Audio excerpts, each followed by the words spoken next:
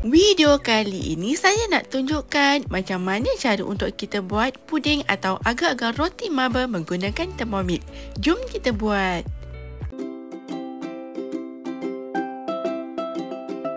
Mula-mula masukkan rotinya dipotong. Kemudian masukkan telur. Masukkan susu cair. Masukkan susu pekat manis. Masukkan air.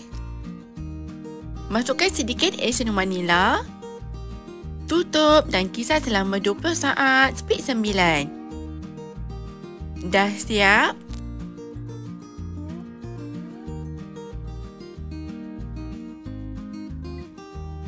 Masukkan air lagi. Kemudian masukkan gula. Masukkan serbuk agar-agar. Tutup dan masak selama 10 minit suhu 100, speed 3.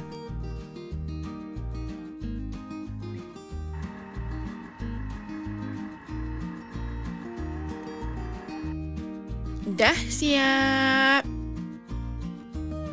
Mudah kan? Pastikan anda terus tuang ke dalam bekas dan saya bahagikan kepada 3 bahagian. Anda juga boleh letakkan sedikit warna dan kacau sehingga sebati.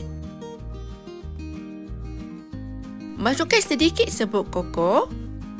Tutup dan mix selama 10 saat, speed 9. Dah siap. Scrape down guna spatula. Kemudian sediakan bekas. Tuang adunan ke dalam bekas mengikut corak yang anda inginkan. Pastikan anda tuang adunan ketika panas. Ini kerana adunan pekat apabila sejuk.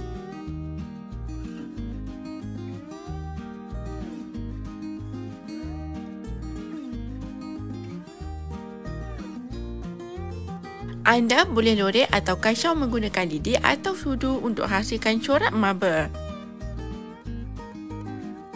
Simpan dalam peti sekurang-kurangnya 4 jam atau sehingga keras. Ini pula agar-agar roti yang dikeluarkan dari peti.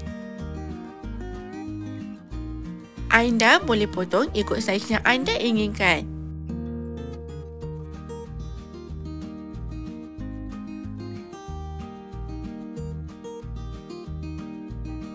Elok je kan?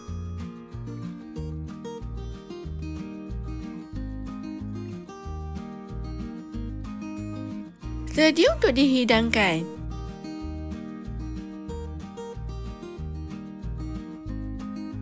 Rasanya memang sangat sedap. Selamat mencuba. Bye.